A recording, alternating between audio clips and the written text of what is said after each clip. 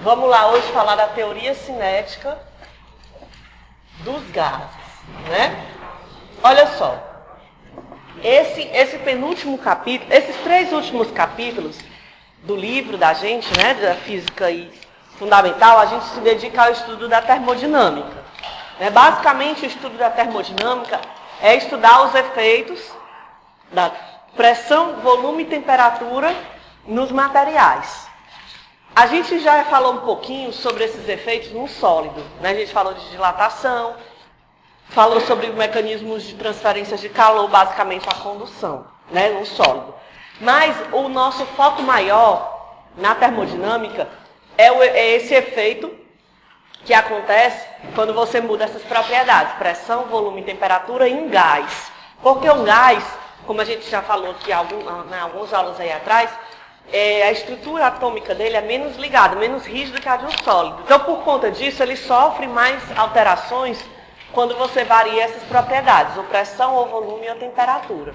Né? Então, é mais visível o efeito. Por isso que a gente estuda, tem um capítulo especial dedicado à teoria cinética dos gases. O que a gente vai analisar aqui? Bom, se a gente for falar de gás, né, imaginar a estrutura de um gás, a gente já falou aqui que um gás ele é formado de átomos ou de moléculas. E essas moléculas, elas têm uma certa interação fraca, bem mais fraca que a interação entre as moléculas de um líquido, bem mais fraca que a interação entre as moléculas de um sólido. Mas ainda assim existe interação no gás real. Né? Se você imaginar um gás, como o átomo desse gás, como sendo bolinhas de tênis, por exemplo, essas bolinhas elas vão estar lá em movimento. Esses átomos eles estão, a gente já viu isso daí, né? Tem um movimento, por menor que seja a temperatura, ela não é zero absoluto. Então tem sempre um movimento dessas moléculas ou desses átomos, né? É por conta desse movimento que eventualmente você tem aqui vamos falar de molécula. Você tem aqui as moléculas de um gás, por exemplo, hidrogênio, H2, né? Então ele tem lá 2 moléculas de hidrogênio combinadas entre si que estão se movimentando dentro do recipiente. Primeiro, para falar de um gás, necessariamente você tem que falar de aonde ele está contido, né? Porque não faz sentido você falar num gás sem estar encerrado dentro de um volume, seja um recipiente, seja uma sala, enfim. Então ele já tinha aquele volume pré-definido, né? Esse volume, a tendência natural do gás é sempre ocupar o máximo volume que for possível para ele. Né? Se você tem um gás confinado no recipiente, você abre um pouquinho, dá uma saída para ele, ele vai ocupar todo o volume que ele puder. Então, o volume de um gás, ele já está relacionado ao fato das moléculas se movimentarem. Porque por esse movimento aqui, quando você der a chance, ele vai escapar. Né? A pressão do gás, a gente falou do volume, e a pressão do gás, ela está relacionada também a esse movimento. Porque, como essas moléculas têm movimento, eventualmente elas vão bater umas contra as outras e vão bater nas paredes do recipiente, né? Quanto mais forte for essa pancada entre as moléculas do gás e as paredes do recipiente, maior vai ser a pressão desse gás, né? E ele também tem temperatura. A temperatura é intimamente relacionada com esse movimento, né? Ele tem movimento, ele tem energia cinética. Essa energia cinética, se você quiser chamar mais voltado para a termodinâmica, é a energia interna, que está relacionada com a temperatura. Então, observe que a pressão, o volume e a temperatura, os 3 parâmetros assim, fundamentais para definir um gás, os 3 estão relacionados ao movimento das moléculas que compõem esse gás. Né? Será que existe alguma equação matemática que relacione esse parâmetro, movimento com pressão, movimento com volume, movimento com temperatura? É isso que a gente vai fazer na aula de hoje.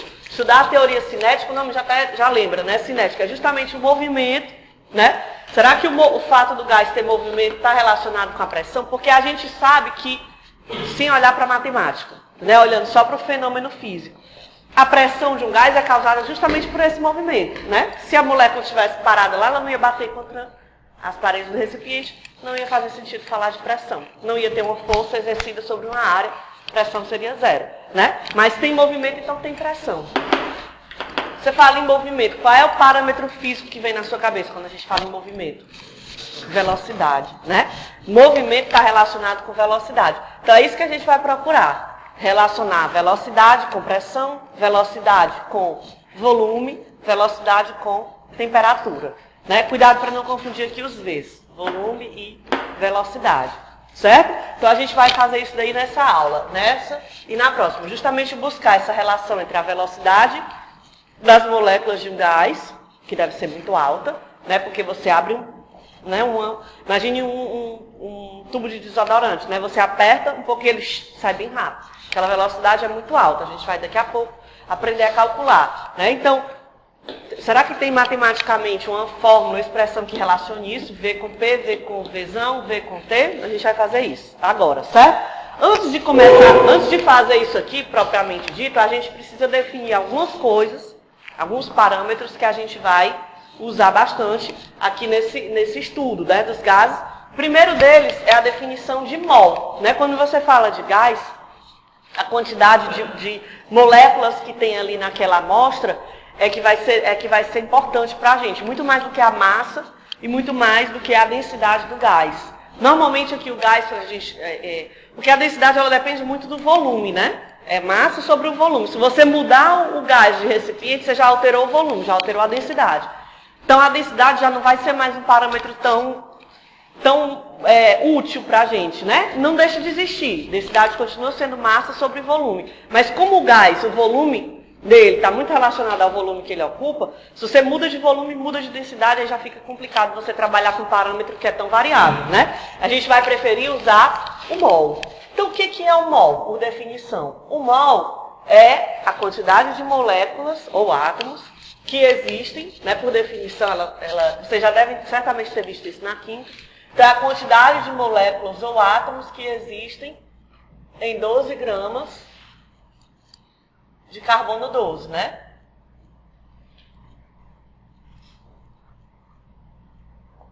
Essa é a definição de mol. Um mol é definido assim, né? Uma definição. Podia ser qualquer outro gás, mas se escolheu o carbono 12. Então, o mol é justamente definido dessa forma. Você diz, e quantas moléculas tem dentro de uma... Né? Quantas moléculas estão contidas numa amostra de 12 gramas de carbono 12? É justamente o número de Avogadro. Né? Avogadro fez essa descoberta experimentalmente, né? E ele percebeu que em uma molécula de 12 gramas, aliás, em uma amostra de 12 gramas de carbono 12, existia da ordem de 6,02 vezes 10 a 23 moléculas. Ou seja, o número de Avogadro é dessa ordem, né? Da ordem de 10 a 23 mol a menos 1. Então, é como se o número de Avogadro fosse a menor, é como se fosse a menor quantidade de matéria agora para a gente. Claro que existe menos que isso, mas para a gente sempre vai tratar de múltiplos de um número de Avogadro.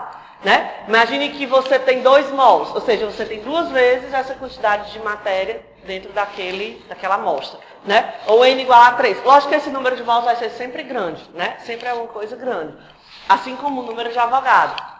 Então a gente vai definir esse Nzinho como sendo o número de mols que está contido numa amostra, certo? E você também pode definir uma amostra em termos do número de moléculas que ela tem. Nzão, cuidado para não confundir que tem muitas variáveis, certo? Vou definir o Nzão como o número de moléculas. Então eu posso dizer, ora, que Nzinho, né, o número de mols, vai ser um número de moléculas dividido pelo número de Avogadro, né, o todo dividido pela unidade. Isso vai definir o número de mols. Quantos mols você tem naquela amostra? É o número de moléculas dividido pela unidade, pelo menor valor que a gente tem. É como se fosse o quantum de matéria, que é o número de Avogadro. É a menor, entre aspas, unidade de matéria que a gente vai ter. Certo? Então eu vou definir o Nzinho como um número de mols. Em alguns problemas ele vai te informar o número de mols. Em outros vai te informar o número de moléculas. Mas a relação entre elas é o número de Avogadro. Não tem grandes problemas. Alguns problemas vão te informar a massa da amostra. Quem é que seria a massa da amostra? Será que tem alguma coisa? Será que tem relação com a massa, com o número de mols, com a massa de uma molécula, com a massa molar? Então a gente vai definir, por exemplo, o que seria a massa molar? Seria o número de mols vezes a massa, o número de Avogadro, né, para ficar mais simples. Vamos definir assim, ó. A massa de uma molécula, para não ter que fazer várias multiplicações. pelo número de Avogadro. Né? Ou seja, a unidade vezes a massa de uma moléculazinha. Se definiria a massa molar. E a massa da amostra, nada mais é do que Nzinho vezes a massa molar. Ou seja, eu posso de novo relacionar, ó, a massa da amostra, acho que o livro chama assim, com a massa molar, né? Lembrando que a massa molar é a massa de uma molécula vezes o número de Avogadro. Onde aqui, ó, vamos definir quem é quem. Mzinho seria a massa molecular de uma molécula, né? Molecular. Mzão seria a massa molar. Como ela é a massa molar, ela é a massa de uma molécula vezes o número de Avogadro, né? E a massa da amostra é a massa da amostra que você tiver lá no momento. Certo? Então eu tenho agora uma maneira... Essas definições elas vão ser importantes quando a gente for aqui para escrever as equações que a gente vai desenvolver nessa aula. Então guarda isso daí que vai ser importante essa informação, certo? Tanto a relação entre o número de mols e o número de Avogadro, como a relação entre a massa da amostra e a massa molar. Certo? Então vamos em frente. Bom, aí você diz assim, tá, então quer dizer que eu tenho um mol, por definição, é a quantidade de moléculas que estão contidas em 12 gramas de carbono doce. E se eu não tiver carbono doce? Se eu tiver hidrogênio? E se eu tiver metano? E se eu tiver butano? E aí você diz, essa definição vai depender do gás? Não, uma definição que é tão variável assim, certamente ela não seria muito útil. Né? Avogadro, ele percebeu outra coisa interessante. Além dele né, estimar a quantidade de moléculas que estão contidas em um mol, ele também percebeu que, sob determinadas condições, não importa qual seja o gás, o número de Avogadro é o mesmo para qualquer gás. Que condições são essas? Ora, se você tiver dois gases diferentes, não importa, hidrogênio e oxigênio, são bem diferentes, né? Você tem hidrogênio e oxigênio. Se eles tiverem a mesma pressão, a mesma temperatura, ocupando o mesmo volume e tiverem a baixas concentrações, eles vão ter as mesmas características. Certo? Eles vão ter o mesmo comportamento. O que é baixa concentração? Baixa concentração é você ter pouca quantidade de matéria contida naquele volume. Né? Imagine que você tem de novo as bolinhas de tênis, como representando os átomos. Né? Imagine que você tem aqui nessa sala, certo? Imagine que você tem aqui 500 bolinhas de tênis sendo jogadas aleatoriamente para direções diferentes. O que vai acontecer é que essas bolinhas vão bater nas paredes do recipiente, né? Isso vai definir a pressão, vão bater umas contra as outras, com certeza, porque 500, certamente uma vai ter colisão bolinha com bolinha, átomo contra átomo, né? E vai ter colisão contra as paredes. Se você baixar muito essa concentração, baixa para 50 bolinhas, certamente elas vão continuar colidindo contra as paredes, porque a área da parede é muito grande. Mas vai ser um pouco mais rara a colisão bolinha contra bolinha. Por quê? Porque a área da bolinha é pequena, tem menos bolinhas. Se você diminuir ainda mais, botar duas bolinhas, né? Claro que se as pessoas jogarem uma em direção à outra, elas vão bater. Mas imagine que as pessoas não podem ver. Estão vendadas. Vão jogar aleatoriamente. Certamente, a colisão bolinha contra bolinha vai ser cada vez mais rara. Ou seja, a gente diz que esse gás se tornou um gás ideal. O que é um gás ideal? É aquele gás que está numa concentração tão baixa que uma molécula não enxerga mais a outra. É como se ela estivesse sozinha dentro daquele volume. Sempre que você tem um gás, qualquer que seja o gás real mesmo, se você diminui a concentração dele, ele vai se comportar como um gás ideal. Aí isso é uma vantagem muito grande para a gente. Por quê? Porque não importa qual seja a substância que você tenha. O comportamento em termos de pressão, né? Essas colisões contra as paredes vão ser a mesma, independente do gás. Certo? E aí a gente define uma equação que a gente vai usar bastante, que é justamente a lei dos gases ideais. Que diz o quê? Ó? Que essa pressão e esse volume se relacionam com a temperatura. Vou escrever aí e a gente vai discutir. Né? Essa equação é conhecidíssima de vocês, tenho certeza, né? Que todo mundo já viu alguma vez aí na vida. O que ela diz? Bom, matematicamente diz que PV é igual a nRT. Né? Vamos descrever cada termo desse, e aí é uma equação empírica. Né? Ela é experimental. Não tem um desenvolvimento matemático. P é a pressão, certo? P é a pressão. Cuidado para não confundir, daqui a pouco a gente vai ter outro P, momento linear, cuidado. V, Vzão, é o volume. N é o número de mols, a gente já definiu antes, né? É o número de mols. T é a temperatura em Kelvin, sempre.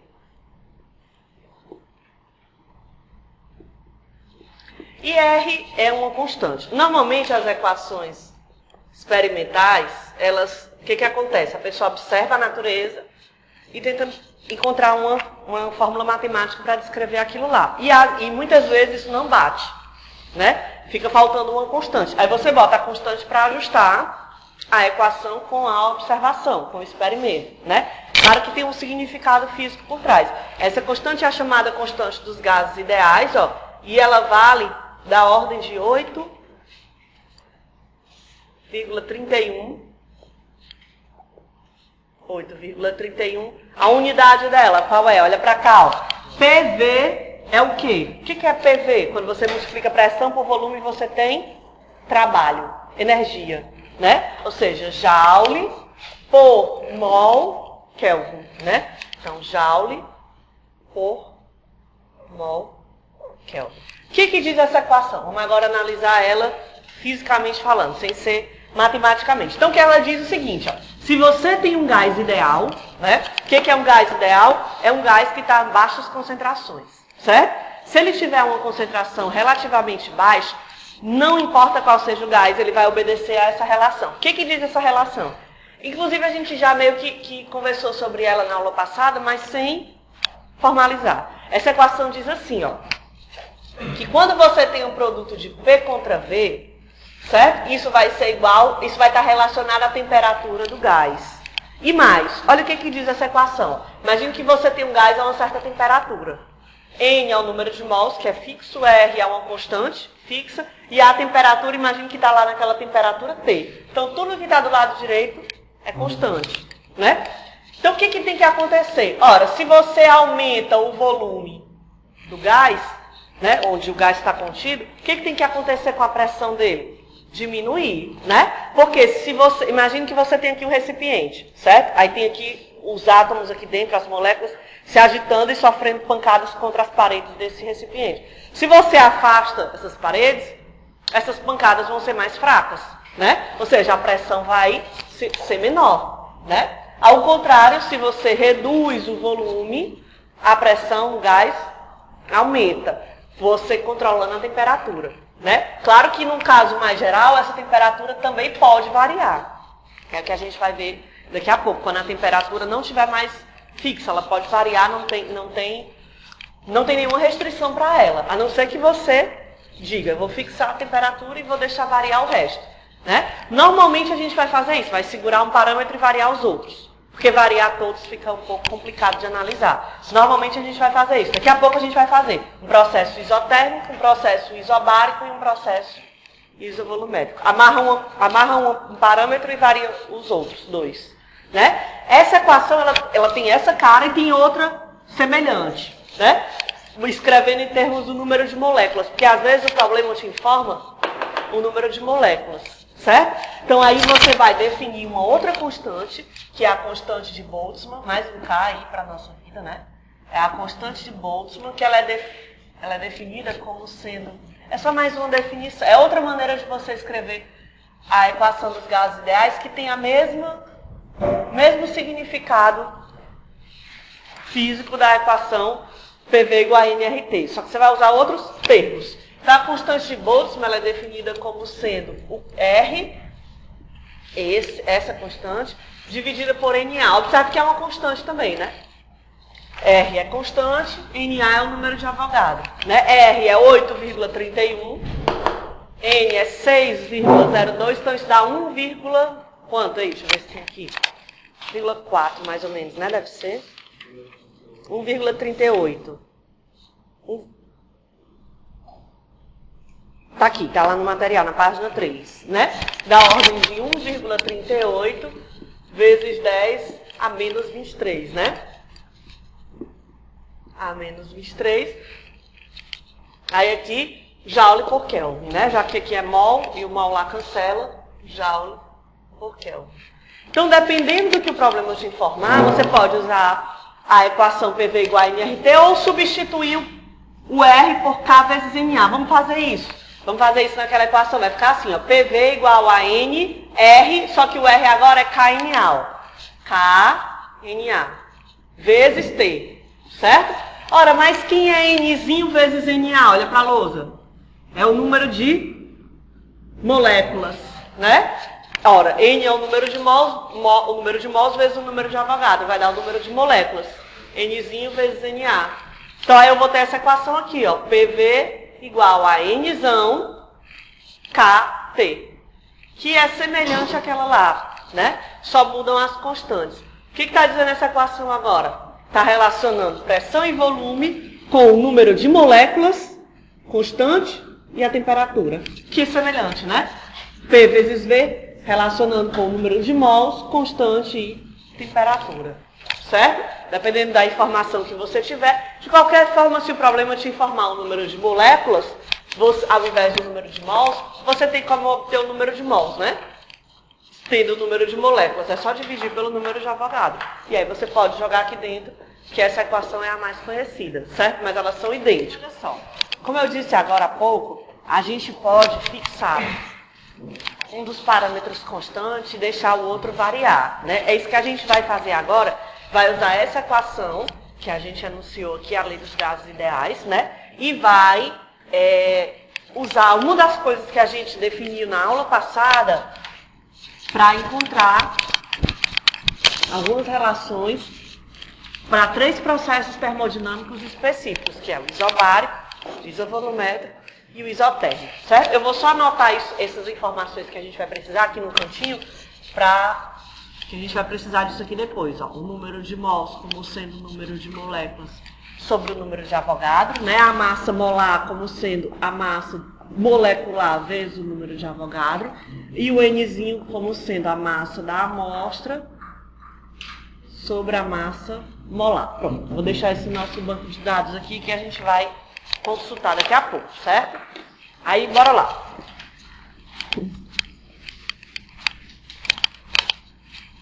Então, olha só, na aula passada, uma das coisas que a gente fez, acho que vocês vão lembrar desse exemplo, a gente pegou um cilindro termicamente isolado, só o fundo dele estava em contato com o reservatório térmico, as paredes eram isoladas. A gente colocou gás dentro, fechou com o êmbolo e em cima do êmbolo botou um recipiente com as bolinhas de chumbo, não foi?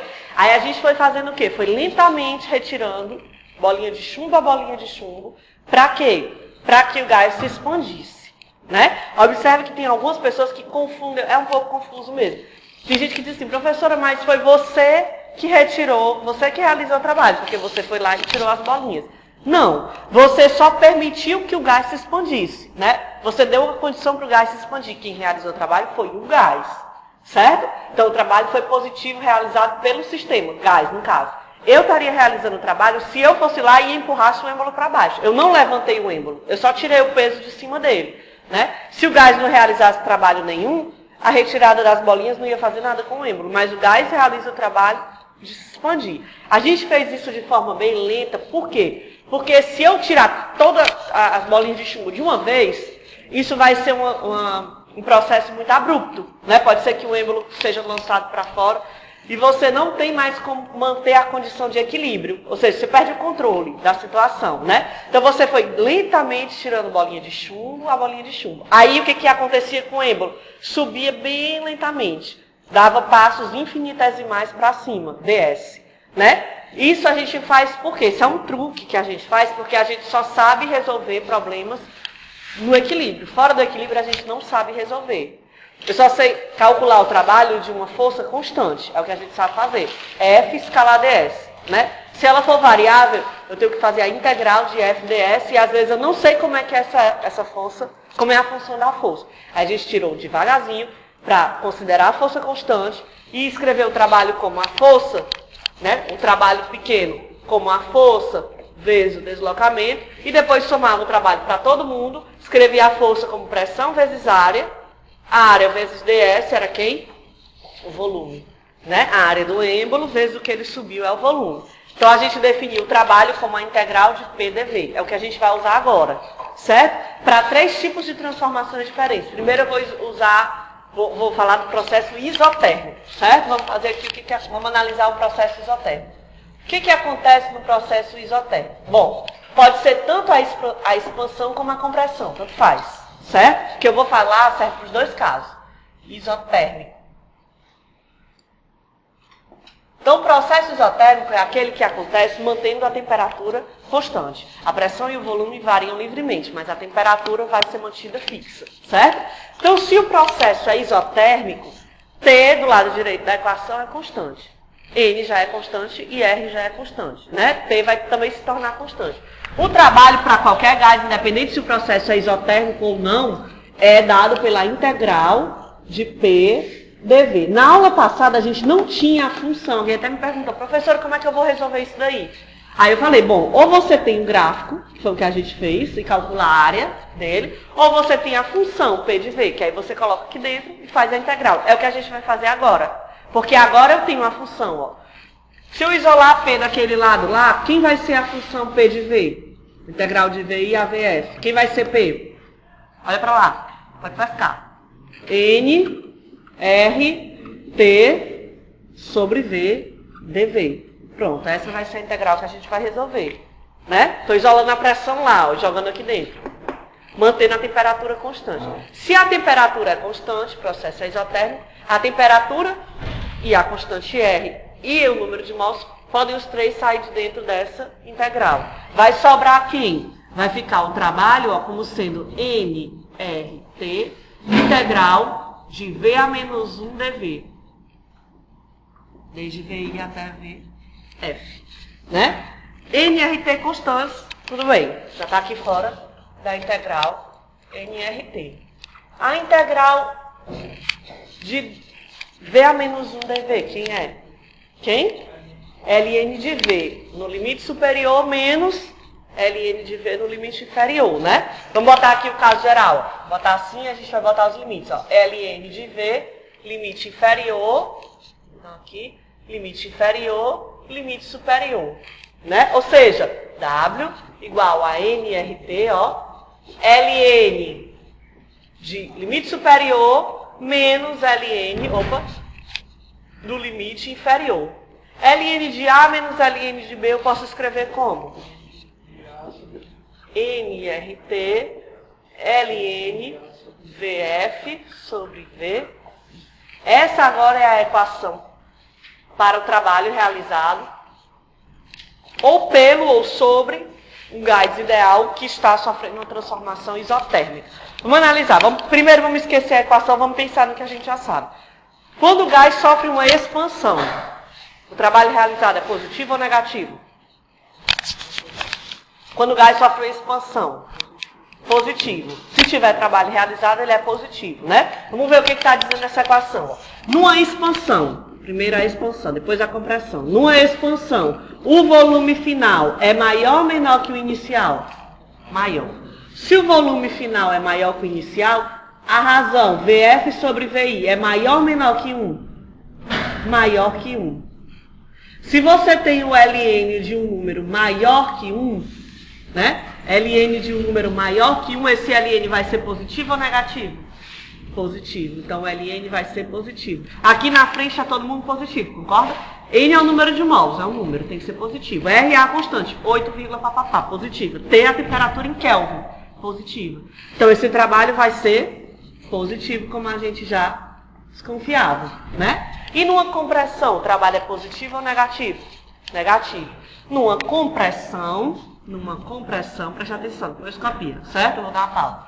Numa compressão, o volume final é maior ou menor que o inicial? Menor que o inicial, comprimiu, né? Então, essa razão VF sobre VI é menor que 1. O logaritmo natural de um número menor que 1 é negativo. Negativo. Então, o trabalho é negativo. Numa expansão isotérmica, certo? Se você for traçar um gráfico, vamos fazer o gráfico dessa função isotérmica. O gráfico dessa função isotérmica a gente já viu na aula passada, só não só não colocou o nome nele, né? A gente só não sabia que era isso aqui, mas a gente já viu. Que é essa curva aqui, ó. Você tem o diagrama PV, ó. PV. Então, gás tá... Vamos fazer a expansão. Serve para compressão também.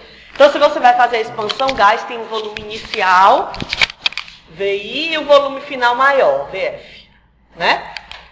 O que acontece com a pressão? Vamos olhar, apaguei a equação. Mas essa daqui dá para a gente analisar. Olha para cá.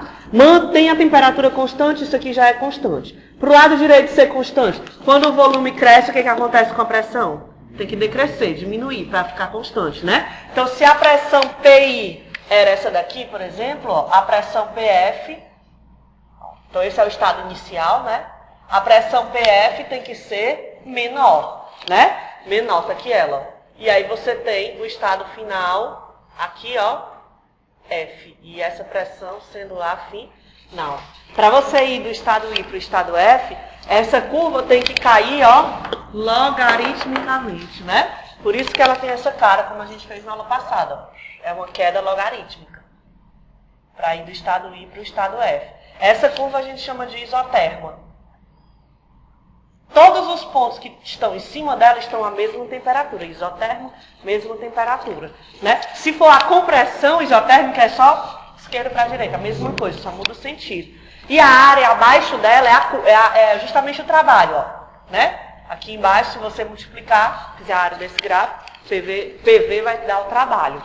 Certo? Então agora você tem dois métodos. Ou você faz o gráfico e acha a área sob a curva, ou você coloca a equação dos gases ideais, né? E faz todo o algebrismo lá para encontrar o trabalho realizado por esse gás.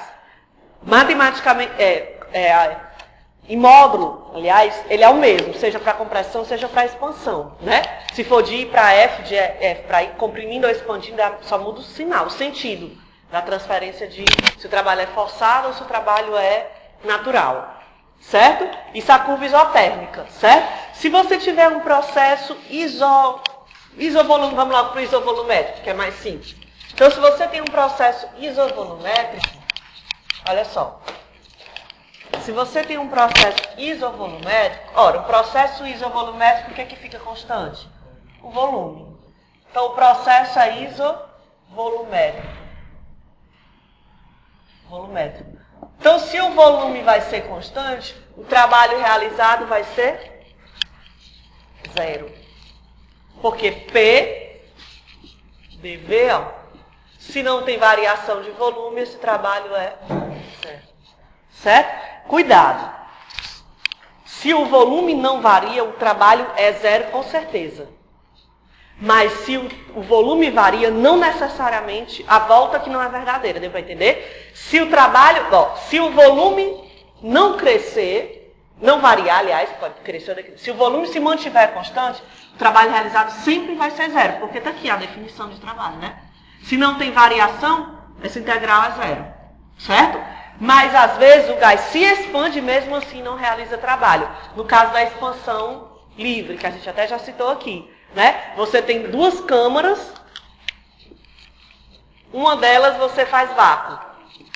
E na outra você fecha a comunicação entre elas, põe gás em uma delas, na outra você faz vácuo. Na hora que você abrir essa comunicação, o gás vai se expandir, vai sofrer variação no volume, mas não vai realizar trabalho, porque ele não enfrentou nenhuma resistência para ocupar o outro lado era vácuo. Né? Ele não precisou vencer uma resistência que teria do outro lado se houvesse outro gás para poder se expandir. É a expansão que a gente chama livre, que ele é deixado livre para se expandir sem sofrer nenhuma resistência. Então tem variação no volume e mesmo assim o trabalho é zero. Certo? Então quando não tem variação de volume, o trabalho é zero sempre. Mas às vezes o volume varia e o trabalho também é zero. A volta nem sempre você pode afirmar, com certeza. E se o processo for isobárico? Se o processo for isobárico, bom, isobárico a constante é a pressão, né? Então, pressão constante. Ora, o trabalho é a integral, de P dV. Se a pressão for constante, o que eu posso fazer com ela?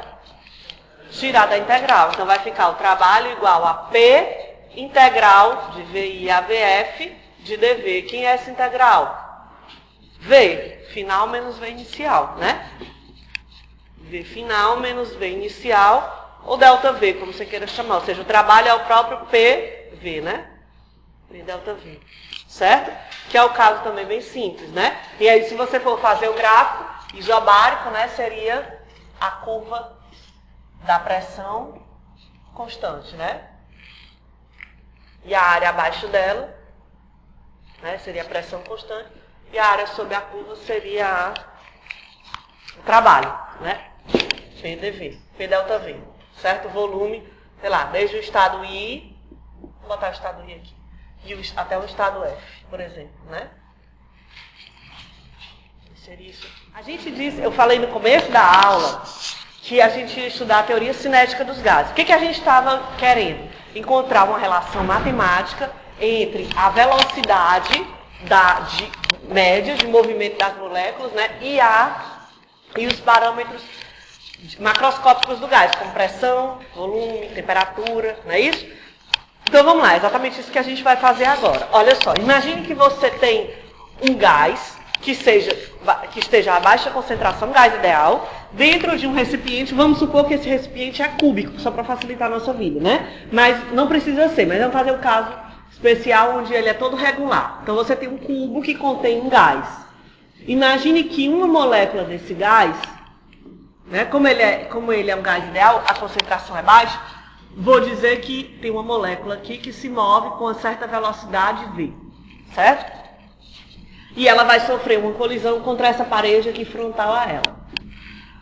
Ora, imagine o que vai acontecer. Então, imagine que você tem um gás, né, a baixas concentrações, ou seja, a gente vai eliminar as colisões molécula-molécula. Por quê? Porque se a concentração for baixa, esse tipo de colisão molécula-molécula é muito rara. Então, eu vou eliminar, vou dizer que ela é tão rara que não vai acontecer diante das outras colisões, que são molécula contra a estrutura, as paredes do recipiente. Ela é muito mais provável que a área do recipiente é muito maior da parede, é muito maior que a área de outra molécula. Então, eu vou dizer que a colisão vai acontecer sempre contra as paredes do recipiente, né? Deixa eu fechar, eu acho que é a janela aqui fora. Peraí. Então, vamos considerar só as colisões molécula-estrutura, certo? O que vai acontecer? Imagine esse tipo de colisão, ele pode acontecer em qualquer direção, né? Imagine que você está jogando aqui às cegas bolinhas de tênis. Olha, pode bater no teto, pode bater no chão, pode bater na parede da frente, de trás, do lado, né? Nas três direções, X, Y e Z. Eu vou fazer especificamente o caso para a colisão no eixo X e depois a gente vai generalizar, certo? Então imagine que essa molécula tem uma componente da velocidade no eixo X, e ela vai sofrer uma colisão contra a parede que está de frente para ela e vai voltar, porque a colisão, a gente vai considerar só a colisão elástica. Não tem perda de energia no choque. Ela vai bater e vai voltar com a mesma velocidade em módulo. Só vai mudar a direção. Então, na ida, ela tem um certo momento linear. Agora, muito cuidado, né? Que esse P agora aqui, ó, é o momento linear, não é a pressão. Eu vou botar o símbolo de vetor aqui, ó. Apesar de ser numa direção, só para você não esquecer que isso é o momento linear. Então, o momento linear inicial em X, ou momento linear em X inicial, vai ser a massa da molécula vezes a velocidade dela. E na volta, o momento linear final, vai ser a mesma coisa, só muda o sinal, porque vai ser para a esquerda. Menos mvx. De modo que a variação do momento linear, ó, ΔP, variação do momento linear em X, vai ser quem? 2. Ó, vai ser o final menos o inicial. Menos 2mv, né?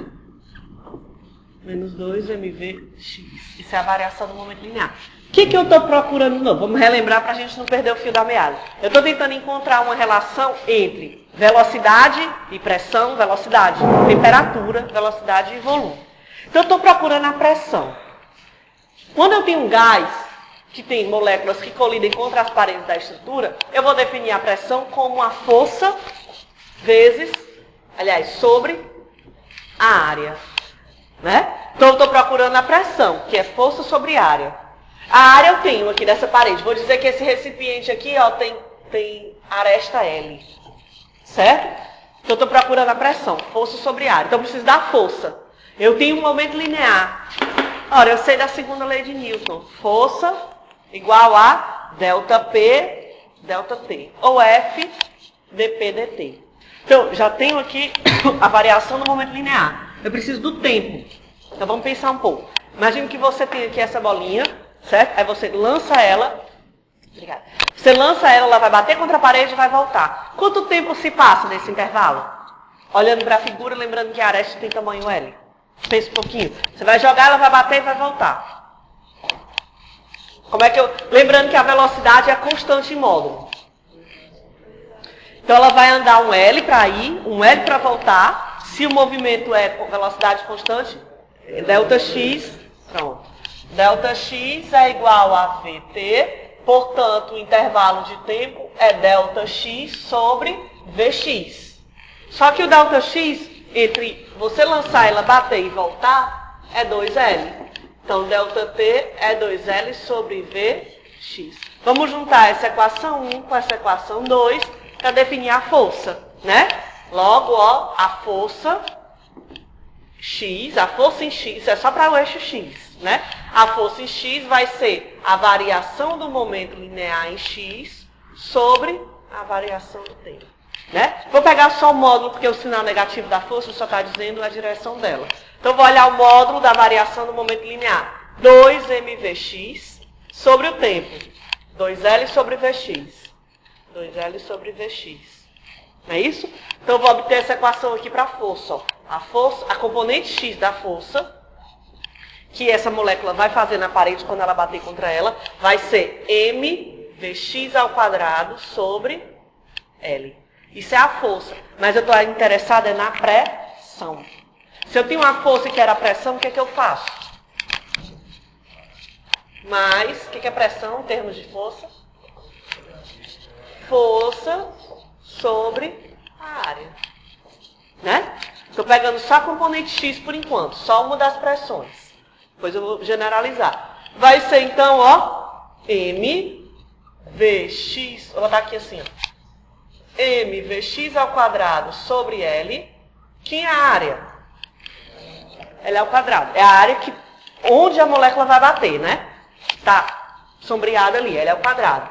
Ou seja, essa pressão vai ser mvx ao quadrado sobre L ao cubo. Essa seria a pressão só em x. Lembrando que pressão ela não é vetor, né? Eu botei o x aí só para você lembrar que é só uma parte da pressão, né? Se eu quis isso para uma molécula, né? Lembrando que eu estou fazendo para uma molécula. Só que eu não tenho uma molécula dentro de um gás. Quantas moléculas eu tenho dentro de um gás? Nzão, ó. Nzão é o número de moléculas, né? Então, na verdade, se eu quiser fazer... Isso é para uma molécula. Para uma. Se eu quiser fazer para todas, para o gás, né? Para o gás todinho, ó. Que tem N moléculas. O que eu preciso fazer? Levar em conta as velocidades de todo mundo. Então, vai ficar assim, ó. A pressão seria igual a M sobre L ao cubo, vezes a velocidade em x da primeira molécula ao quadrado, mais a velocidade em x da segunda molécula ao quadrado, mais a velocidade em x da enésima molécula ao quadrado. É isso? Quem é L ao cubo? Quem? L ao cubo, olha, é o volume, né?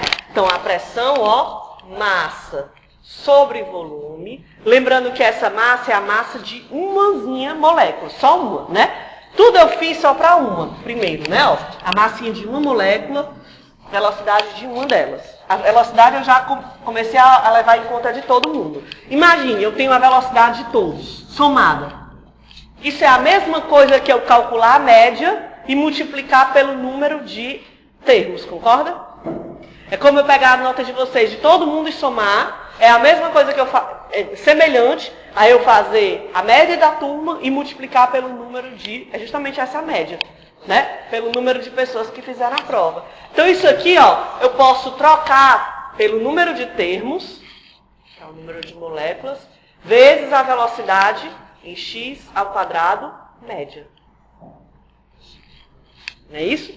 Mas quem é mzinho vezes n? Ó, mzinho vezes, cadê?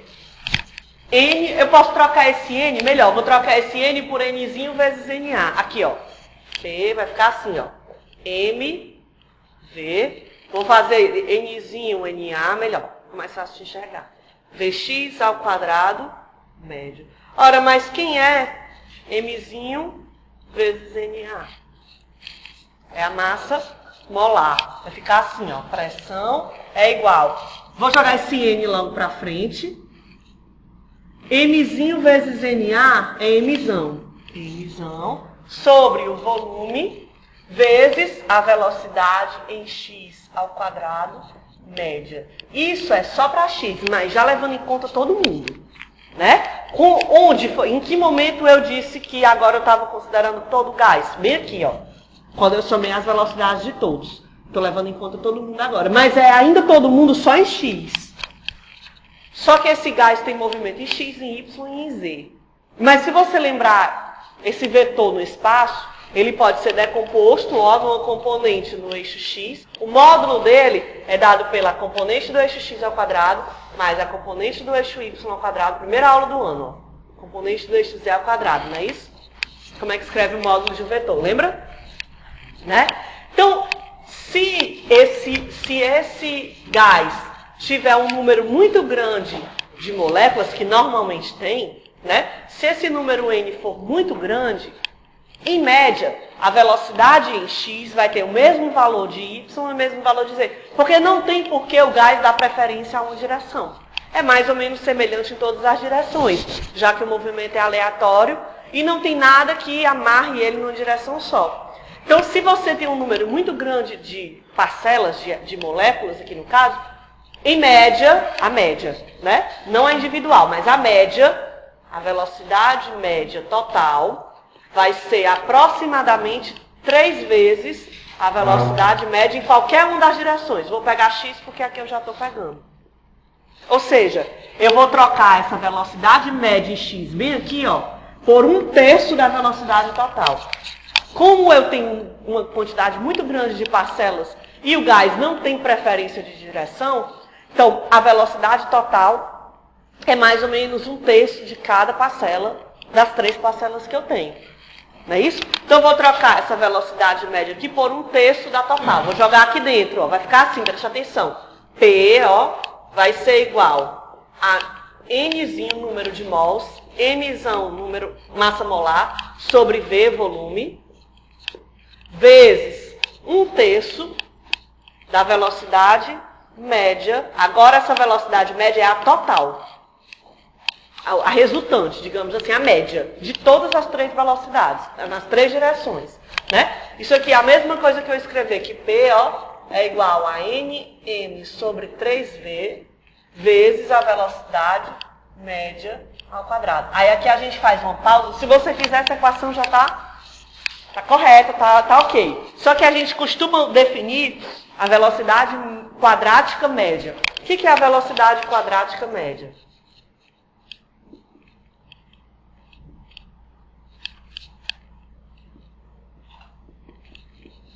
Ou média quadrática, alguns chamam ao contrário, enfim.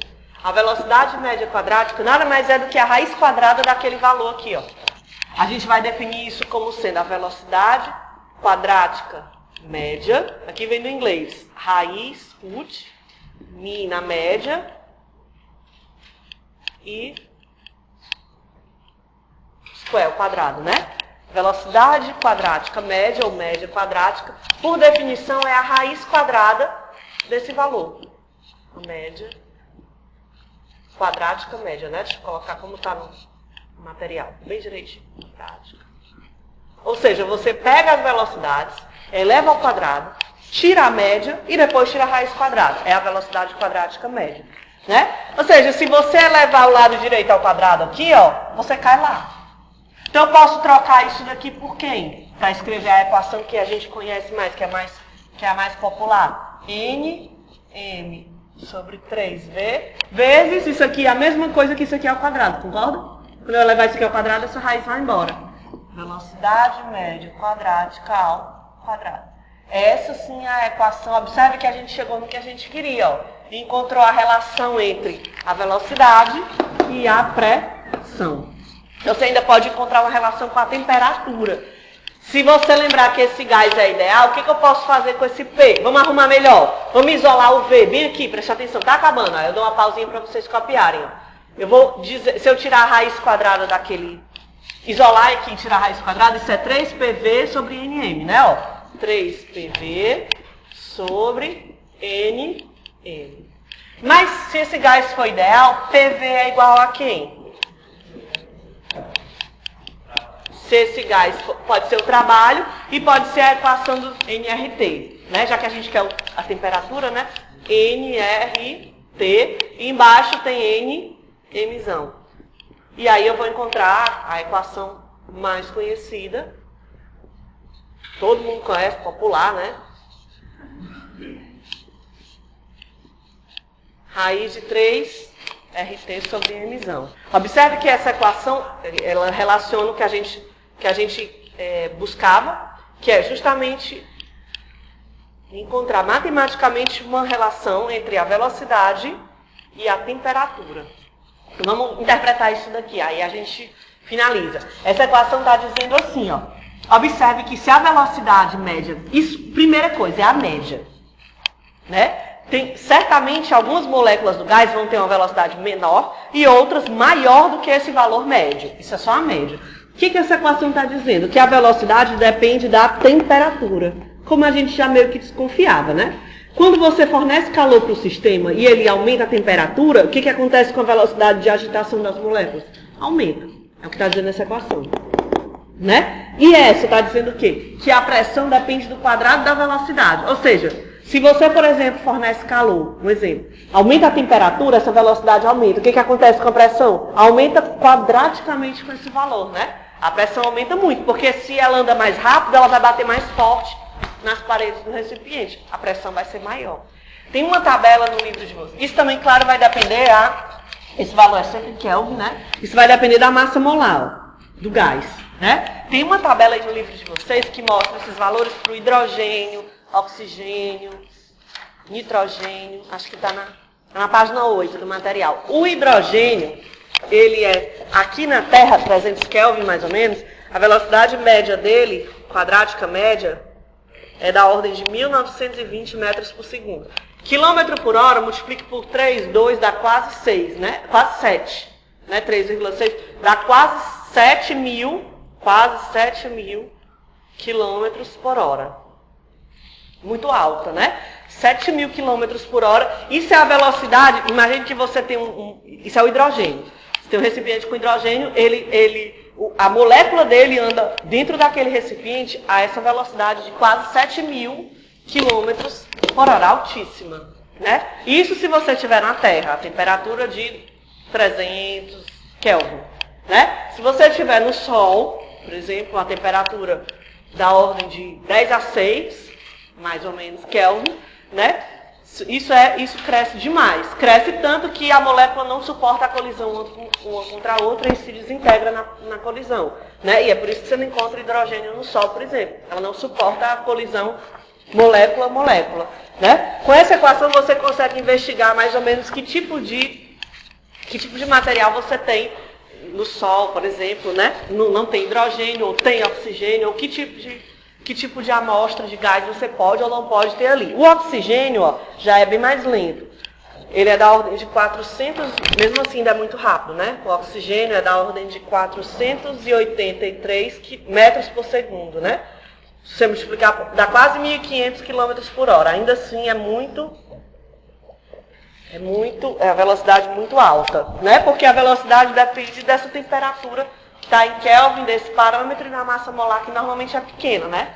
Inversamente proporcional à massa molar, certo?